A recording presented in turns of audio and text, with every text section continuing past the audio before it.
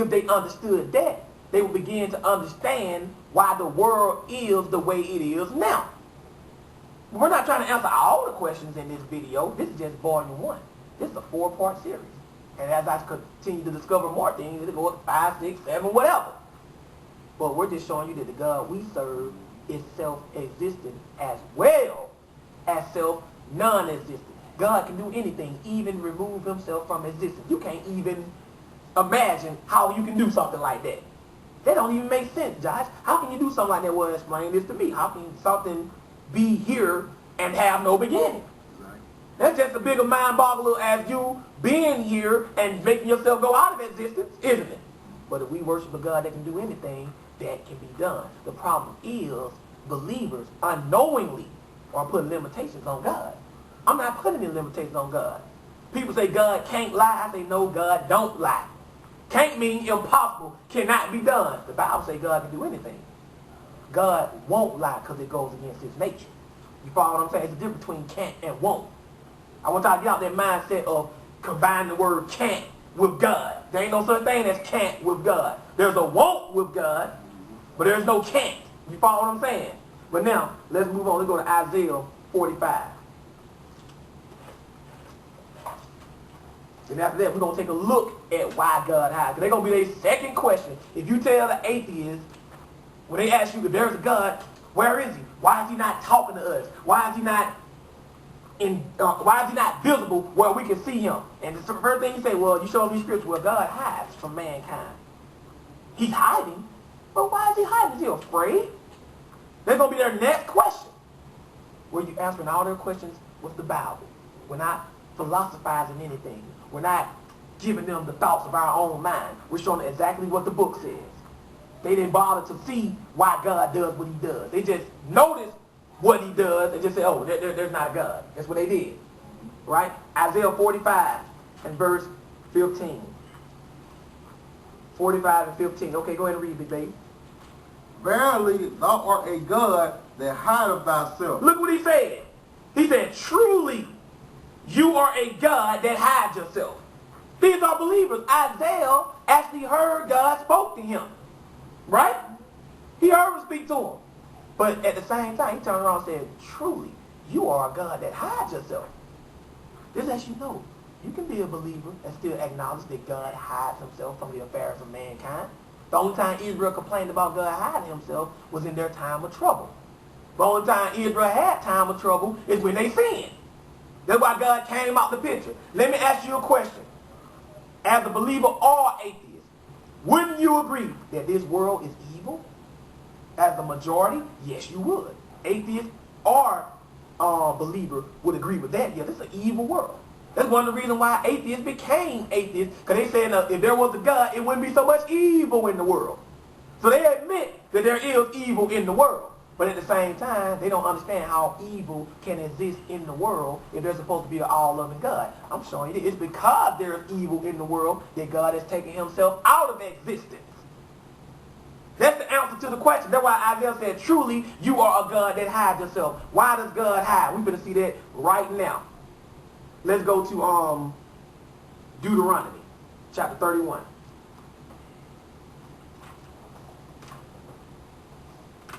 And we're going to show you. See, people think we're just a bunch of naive believers. We just believe because we were taught there was a God. No, we have reasoned this out. We're not just believers. We have academically approached this, intelligently approached this. But if the atheists really want to know the truth, then they will sit here and they will listen to this, and they will listen to you. But they just want to ridicule you and make fun of you for believing in a higher power. Don't even waste your time with them. Because some people became atheists because they don't want to be accountable for what they do. Deuteronomy 31 and verse 16. Now listen to this, 31 and 16. Go ahead and read. And the Lord said unto Moses, behold, thou shalt sleep with thy fathers, and this people will not rise up. This people will rise up and go a-whoring after the gods of the strangers of the land. He said, after you die, Moses, these people are going to rise up and go serving the gods of the other land. Go ahead and read. Whether they go to be among them and will forsake me and break my covenant which I have made with them. He said they're going to forsake me and break my covenant that I made with them. In other words, they're going to start sinning on a grand scale. This is what this is saying, right? Let's see God's reaction to them serving these other gods and being wicked. Go ahead and read. Then my anger shall be kindled against them in that day, and I will forsake them. I will forsake them and do what else? And I will hide my face from them. And I will hide my face from them. Literally. Literally, they're not going to see me anymore. That's one way you can tell if something exists, if you can see it. Right? He said, I'm going to hide my face from them. But why is God doing this? Because Israel is wicked. Remember, Israel is the prototype for how God deals with the rest of the world. So if God hid his face from Israel because they were wicked, and this world we live in is wicked, wouldn't that explain why God has hid his face from the world? Yes, it would. But we're going to let the Bible bear that out. Keep reading. And they shall be devoured, and many evils and troubles shall befall them, so that they will say in that day, are not these evils come upon us, because our God is not among us? Is there a lot of evil in this world right now? God is not among this world, people. Not on a large scale. But he has so much removed himself from this world that at times it seems like there isn't even a God. But why is that? He just told you in the Bible. It said all these evil came upon us because we wicked. We forsook God. How do you forsake God? By not doing what he say do. As a whole, as a majority, is this world doing what God say do? No. We got homosexuals running around everywhere. We got people worshiping other gods. You got the Masons worshiping the Mophet, the goat god. You got the Muslims worshiping Allah, the moon god. You got lesbians. You got murderers. Well, you got a lot of folks in the church, yep, and they teach a false doctrine concerning God. When you look at the wickedness of this world and you see that God said he hid his face from the nation of Israel because of their wickedness, then maybe now you can understand why this world seems like there's no God in it. That's what's going on. But see, the atheists don't take this academic approach when it comes to the Bible. They just like to ask questions, but they don't really look for the answers. If your question is about the Bible, then maybe you should look for the answers in the Bible. I mean, that just makes sense to me. The Bible explains why God has become non-existent. Because he did it. He said, I will hide my face from them. Didn't he say that? Right? Where'd you stop at? Verse 17. All right, keep reading. And I will surely hide my face in that day for all the evils which they shall have wrought. In that day they are turned into other gods. He said, I will surely hide my face in that day for all the evils which they have wrought. I'm going to hide my face. I'm not going to help them. That's why people say, man, if there's a God, why is there so much evil in the world? You just answered your own question. Why does he do anything about the evil in this world? No, you got to stop being evil. Don't get it twisted, though. He's going to do something about the evil in this world, but we're talking about the current world, what the way things is now. People like, there's no God. Mankind has literally run God off this earth because of his wickedness, because God said he would not dwell with wicked people. So you have to understand the reason why God is not appearing to us physically is because of our wickedness. He has hid himself from the world. That's what the Bible says, doesn't it? But we're going to also get off into something else. Because people say, well, okay, I'll give you that. We can't see God. But we can't hear him either. Why can't I hear God? Okay, just because he high, could he communicate from a long distance? Can we still hear his voice? Let's see that. Let's go to Jeremiah. Chapter 11. Remember, we confirm the existence of things by what we can see, hear, smell, touch, and taste.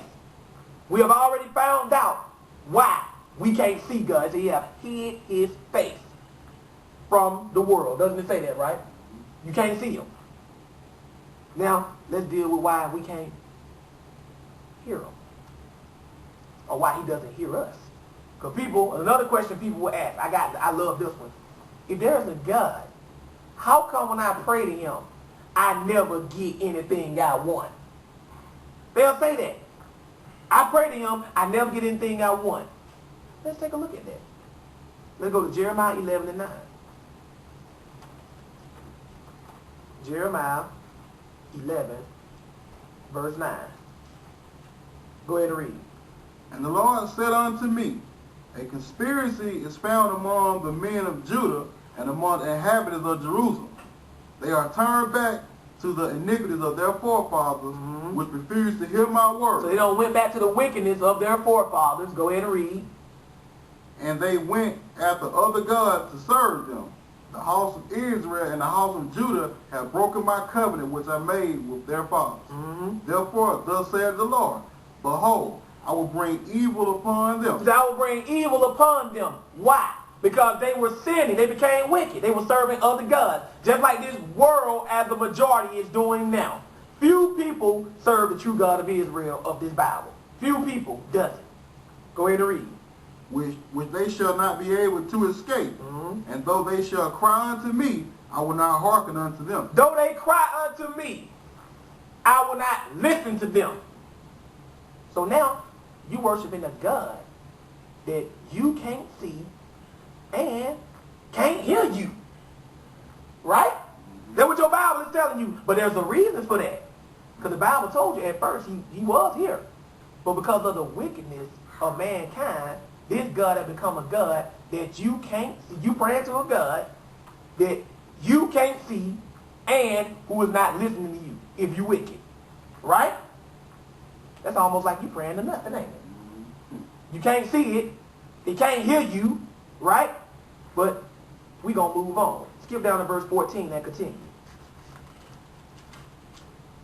Look what he's going to tell Jeremiah. Go ahead. Therefore pray not thou for this people, neither lift up a cry or prayer for them, for I will not hear them in the time that they cry unto me for their trouble. He said again. He's telling Jeremiah, don't pray for these people because I'm not going to hear them in the time they cry in their trouble. I'm not going to hear them. And we wanted the same thing. I've been praying to God. I've been wanting to change my life, but it's like he ain't even going to do it. What are you doing? This is the type of God you serve. Atheists don't understand the personality and the characteristics of God. You worship a God that when you sin, he makes himself non-existent to you. And since the majority of the world is all doing this, that's why the majority of the world don't see him. You follow what I'm saying? It is the wickedness of the world that has made God become non-existent. Remember, you praying to a God that you can't see, you can't hear him, and he ain't even hearing you when you pray. You know what I'm saying? By all scientific logic, it's like you're praying to nothing. But then that makes sense because the same God who made himself existent in the first place can also make himself non-existent. If something non-existent, that means it don't exist, don't it? Right? But let's move on. I want y'all to see that. Let us go to Isaiah chapter 1. They don't investigate stuff like this. They just say, if there was a God, he would be here.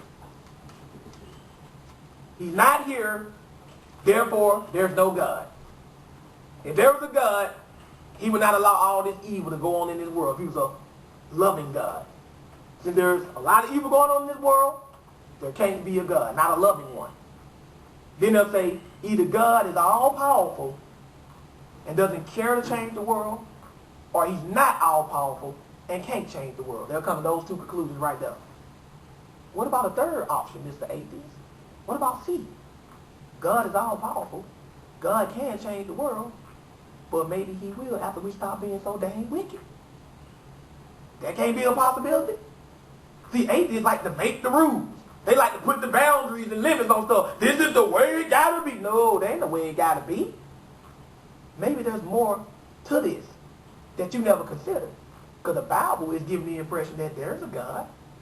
That there's a God who created the world and he exists. But when people are wicked, he becomes non-existent to them. That's what the Bible message is teaching. And the only thing the atheists